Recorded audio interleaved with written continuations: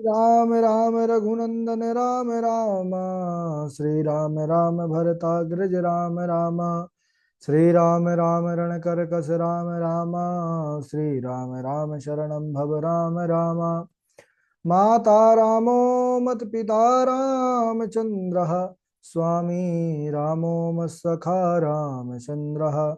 सर्वस्वं मे रामचंद्रो दयालुर्।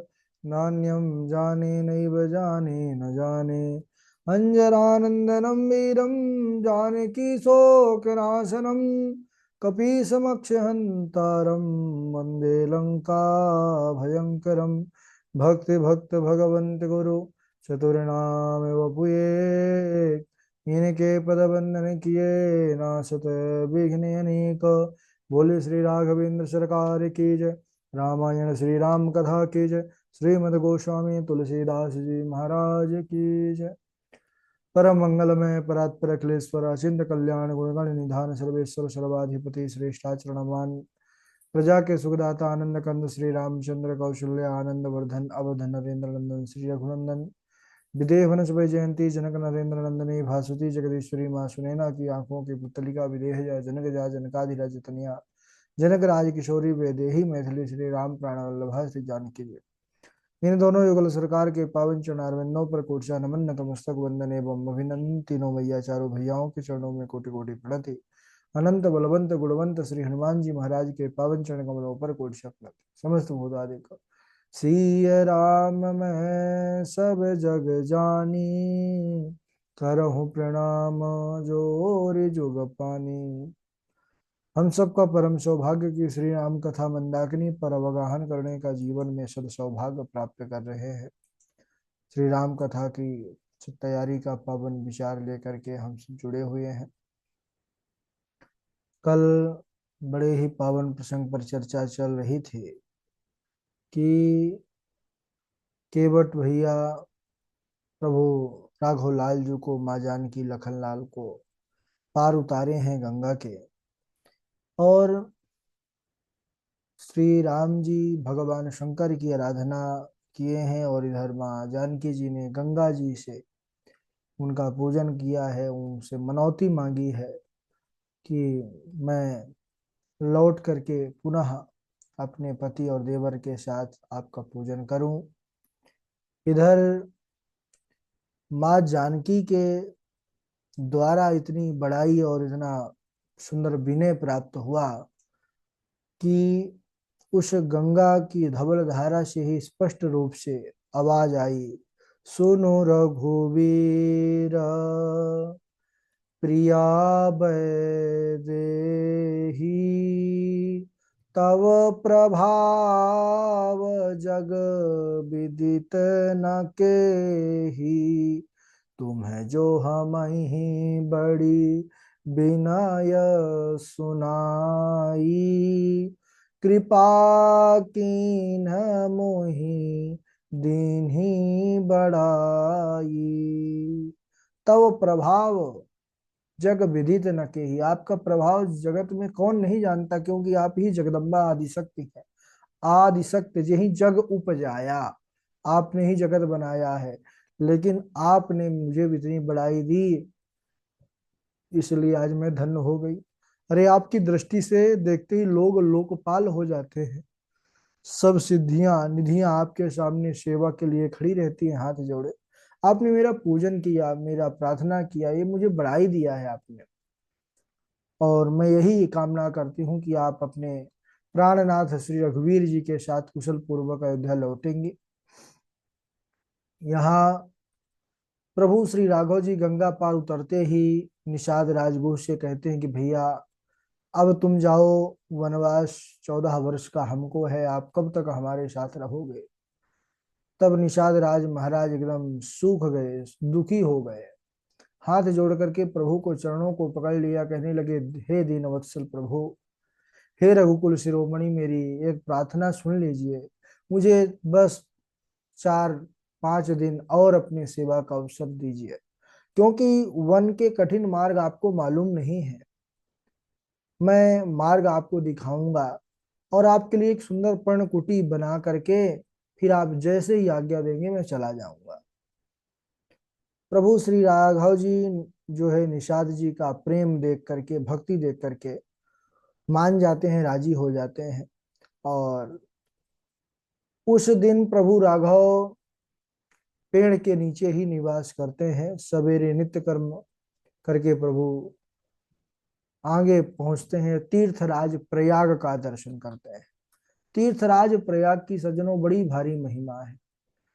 को कही सकई प्रयाग प्रभाऊ, कलुष पुंज कुंजर मृगराऊ। अस तीरथ पति देखी सुहावा, सुख सागर रघुवर सुख पावा। को कही सकई प्रयाग प्रभाऊ। अरे पापों के समूह रूपी हाथी को मारने के लिए प्रयाग कैसा है? बोले सिंह रूप है। इसके प्रभाव को कौन कह सकता है? प्रयागराज को देख करके सुख सागर, सुखों के सागर रघुनाथ जी भी सुखी हो गए। श्री मुख से श्री सीता जी, लक्ष्मण और सखा निषाद को तीर्थराज की महिमा सुनाई है।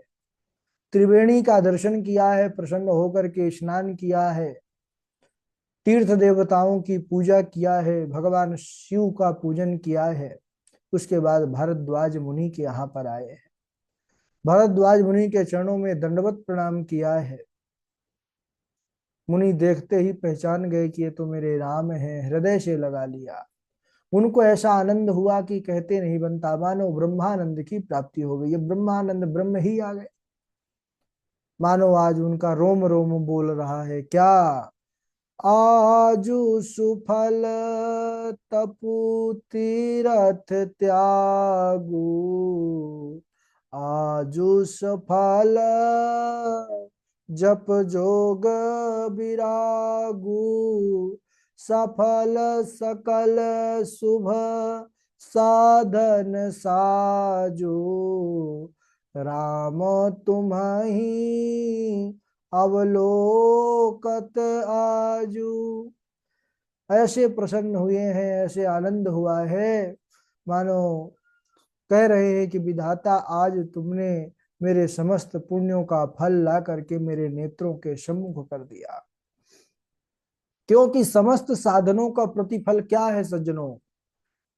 यहाँ पर कहते हैं सब साधन कर सुफल सुहावा, लखन राम सिया दर्शन पावा। सब साधन कर सुफल सुहावा, लखन राम सिय दर्शन पावा। तीन ही श्रेय के उपाय हैं, कर्म, भक्ति, ज्ञान। तीनों का अनुष्ठान किया था भरद्वाज मुनि ने सज्जनों, इसीलिए राम लक्ष्मण जानकी तीनों आए। राम ज्ञान है, जानकी भक्ति है, लक्ष्मण वैराग्य है। मुनि जो है सुंदर कुशल क्षेम पूछे हैं, सुंदर आसन दिया है, कंदमूल फल दिया है प्रभु को। राम जी ने उन सुंदर फलों को बड़े प्रेम से खाया है। और भरद्वाज जी जब सुख पूर्वक प्रभु बैठ गए तो उनसे कहने लगे कि प्रभु आज आपने मेरा जीवन सफल कर दिया। आजु सफल तप तीरथ त्यागु, आज सफल जप जोग विरागु। सकल सफल सकल शुभ साधन साजू, राम तुम ही अवलोकत आजू। आज आपको मैं देख रहा हूं तो मेरा आज तपस्या करना, तीर्थ सेवन करना, त्याग करना आज सफल हो गया। मेरा जप तप योग वैराग्य संपूर्ण शुभ साधनों का आज मुझे फल मिल गया। बस राघव जी आपके चरणों में यही निवेदन है कि आपके चरणों में मेरा स्वाभाविक प्रेम और भक्ति बनी रहे, ऐसा भरद्वाज मुनि कह रहे हैं। भगवान से भी अधिक आदर भक्ति का है सज्जनों, अतः चरण कमलों में सहज प्रेम और भक्ति ही मांगते हैं। मुनि का वचन सुनकर के राम जी बड़े प्रसन्न हुए हैं और राम जी उनकी मनोकामना पूर्ण करते हैं। इधर जैसे ही समाचार मिला है, प्रयाग में रहने वाले जो भी ब्रह्मचारी हैं, तपस्वी हैं, भक्त हैं, उदासीन हैं, सब श्री राघव लाल जी को देखने के लिए आते हैं। राघव जी सभी संत मुनि ऋषियों को प्रणाम करते हैं और सब बड़े प्रेम से उनको आशीर्वाद देते हैं, उनकी प्रशंसा करते हुए अपने अपने घर को, आश्रम को लौट जाते हैं। प्रातः काल राघव जी मुनि को प्रणाम करके पूछने लगते हैं कि हे नाथ, बताइए कि हम किस रास्ते से अब आगे जाएं। दर्शन कीजिए सज्जनों, भगवान कैसे गुरु की महिमा को स्थापित कर रहे हैं। सारी दुनिया को रास्ता दिखाने वाले प्रभु हैं। राघव लालजू दुनिया के पथ प्रदर्शक हैं, संपूर्ण जगत के मार्गदर्शक हैं, संपूर्ण जगत के दृष्टा हैं। लेकिन आज वह भी गुरु और संत की मर्यादा का स्थापित करते हुए भरद्वाज मुनि से पूछ रहे हैं, क्या राम सप्रेम कहयो मुनि पाही, नाथ कहिया हम के ही मार्ग जाही। प्रभु पूछ रहे हैं कि नाथ हम किस मार्ग से जाएं। सारी दुनिया को मार्ग दिखाने वाला वह मार्ग पूछ रहा है। और हम सब क्यों भटक रहे हैं? क्योंकि ना हम पूछना चाहते हैं और ना ही हमारे जीवन में कोई ऐसा है कि हमको मार्ग दिखा सके। क्यों? जीवन का पथ प्रदर्शक होता है श्रेष्ठ संत सदगुरु आचार्य, जो हमको इस संसार की नश्वरता का ज्ञान करा के प्रभु से मिलाने का कार्य करते हैं। जब हम संतों के पास, गुरुओं के पास जाएं तो उनसे केवल आत्म कल्याण का ही प्रश्न करें। सांसारिक वस्तुओं की प्राप्ति के लिए ज्यादा प्रयास नहीं करना चाहिए, क्योंकि यह अटल सत्य है कि एक न एक दिन काया और माया, काया यानी शरीर, माया यानी जो भी मान बढ़ाई, पद प्रतिष्ठा, धन दौलत, सब छोड़ना पड़े। धन, कुटुंब तथा शरीर का अभिमान प्रमादी मनुष्य करते हैं। एक संत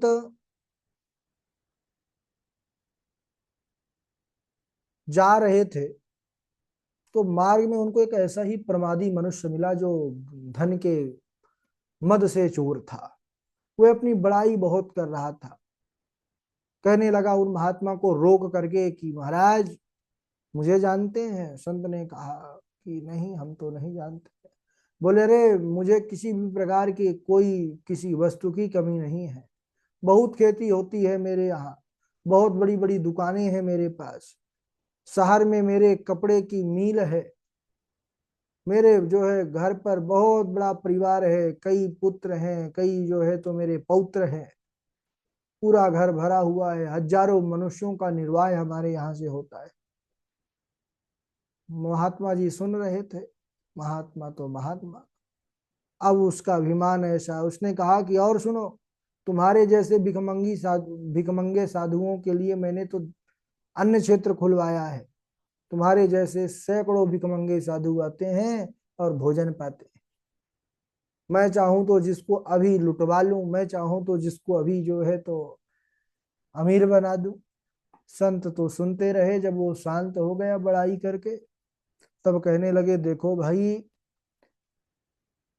मिथ्या दुखपूर्ण क्षण भंगुर का, माया का इतना अहंकार करना ठीक नहीं। समझाया अपने हिसाब से महात्मा जी ने, लेकिन उसके बाद समझ में नहीं आई। क्योंकि एक कहावत है कि आंधी के आगे बेना का बयार लगे ही कहा। आंधी चले तो कोई जो बेना यानी पंखा जो हाथ से किया जाता है, उसकी हवा आंधी के सामने क्या औकात रखती है। ऐसे ही वह माया में ऐसे चोर की महात्मा के वचन उसको समझ में नहीं आए। एक वर्ष के पश्चात उस मदान्ध मनुष्य को संत ने एक सड़क पर रोता हुआ पड़ा हुआ देखा। तो पूछा कि भाई, तुम्हारी यह दशा कैसे हो गई? तुम तो बड़े धनवान थे, तुम्हारे इतनी मिल और इतनी फैक्ट्रियां, इतने तुम्हारे यहाँ नौकर चाकर, इतना बड़ा तुम्हारा कुटुंब परिवार, सब कहाँ गया? तो वह रोने लगा, आंखों से आंसुओं की धारा चलने लगी। कहने लगे, क्या बताएं, बड़े बड़े राष्ट्रों की लड़ाई हुई, एक दो जो है तो दूसरे के ऊपर बम का गोला फेंके गए, और वह बम जो है आकर के हमारे फैक्ट्री में गिरे, सब तबाह हो गया, सब नष्ट हो गया। और बाकी जो धन खजाना था चोर छीन ले गए, बचा हुआ था तो हमारे ही कुटुंबी जो परिवार के थे वो लेकर के पता नहीं कहाँ किस देश में भाग गए, जीवित हैं या मर गए। मेरे शरीर में लकवा मार दिया है। लकवा एक ऐसी बीमारी है महाराज की शरीर को डिस्टर्ब कर देता है। तो लकवा मार दिया तो मैं स्वयं उठ बैठ नहीं पाता, इसीलिए इस सड़क पर वस्त्र बिछाए पड़ा रहता हूँ, कोई कुछ डाल देता है तो खा लेता हूँ, नहीं पड़ा रहता हूँ। और रोने लगा वो। संत विचार करने लगे कि देखो उसी माया के लिए इसके अंदर कितना अहंकार अभिमान था, और माया क्षण भर में जो है तो चली गई। इसीलिए मिथ्या माया है, मिथ्या काया है। 2 दिन के लिए मनुष्य अगर पा जाता है तो अभिमान करने लगता है, और क्षण भर वह रहती है, क्षण भर में नष्ट हो जाती है। इसीलिए कभी भी बुद्धिमान मनुष्यों को काया का, शरीर का और धन का अभिमान नहीं करना चाहिए। जीव का जो शुद्ध स्वरूप है वह अविनाशी है, अखंड है, सदा रहने वाला है। अपने स्वरूप के अतिरिक्त जो मन है, शरीर है, इंद्रिय है, धन है, परिवार है, जाति है, मान है, प्रतिष्ठा है, अधिकार है, ये जहां तक माया का पूरा बड़ा एक साम्राज्य है, इसका अभिमान सर्वथा दूर कर देना चाहिए, क्योंकि यह सदा रहने वाला नहीं है। क्योंकि मृत्यु पश्चात सब छूट जाता है, केवल हमारी जो है अच्छी और बुरी कमाई जो होती है करनी, वही साथ जाती है। यहाँ प्रभु राघव जी ने भी गुरु जी की मर्यादा स्थापित करते हुए पूछा है कि हम किस दिशा की ओर जाएं। मुनि जी मन ही मन हंसकर राम जी से कहते हैं कि राघव जी, सभी रास्ते तुम्हारे लिए सुगम हैं।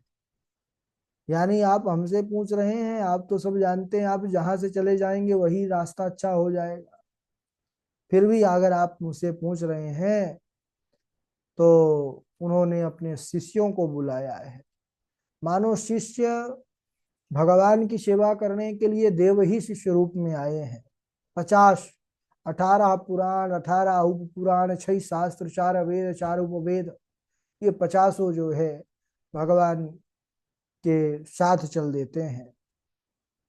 अच्छा प्रभु जिस नगर से, जिस गांव से आगे बढ़ते हैं, सारे उस नगर गांव के स्त्री पुरुष नर नारी भगवान को देखने लगते हैं, आंखों से निहार कर मानो अपना जन्म सफल कर रहे हैं। अच्छा, जो राघव जी को देखता है वह भी उनके साथ हो लेता है। इधर यमुना जी के पार उतर करके सबने यमुना जी के जल में स्नान किया है। यमुना किनारे जो बसने वाले नर नारी थे आते हैं, और राम जानकी का सौंदर्य देख करके अपने भाग्य की बड़ाई करते हैं। भगवान को देखने के बाद स्त्रियां आपस में बातें कर रही हैं, क्या? ते पे तो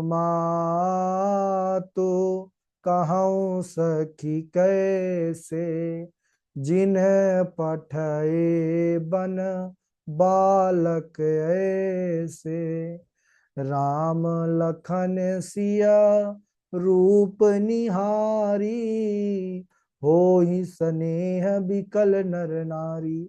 जो लोग देखते हैं तो बातें करती हैं आपस में कि हे सखी देखो, वे माता पिता कैसे हैं जिन्होंने ऐसे सुंदर सुकुमार बालकों को वन में भेज दिया।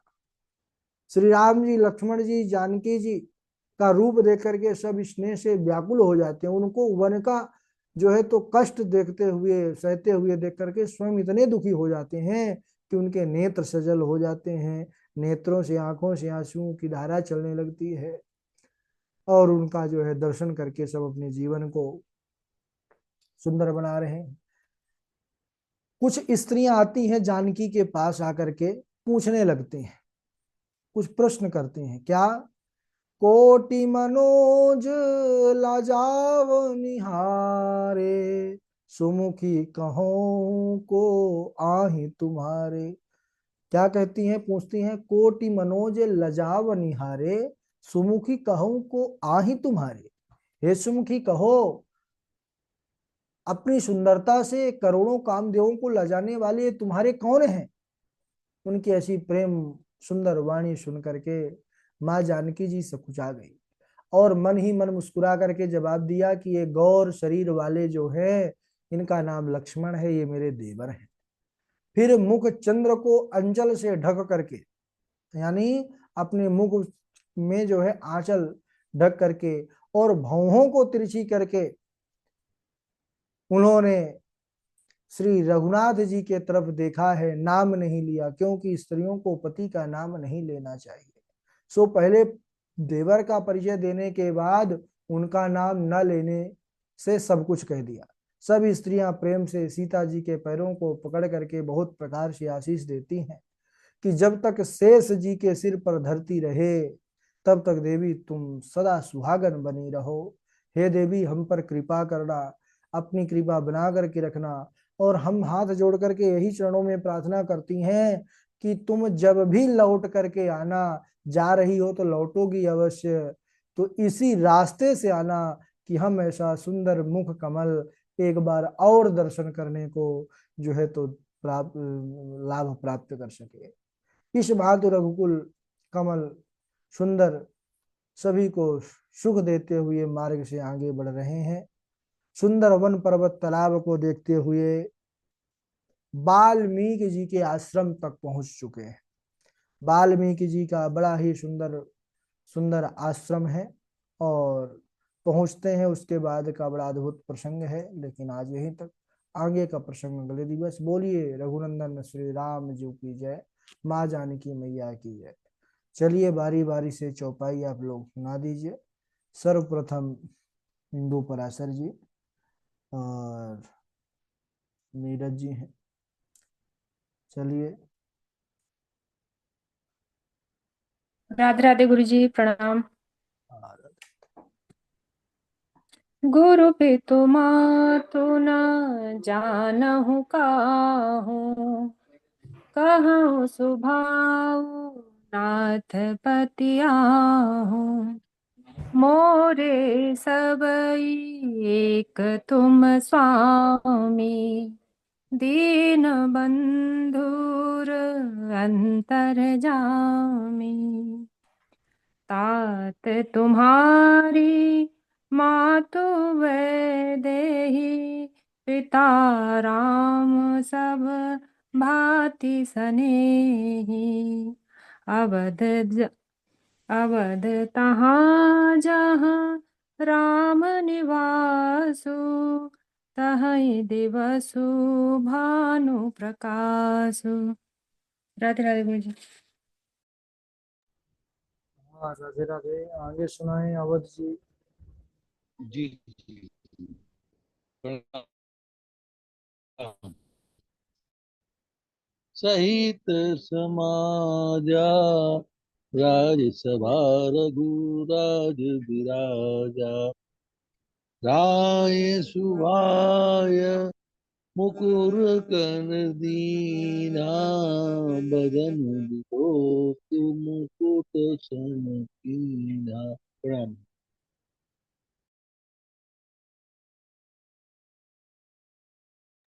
नीरज जी।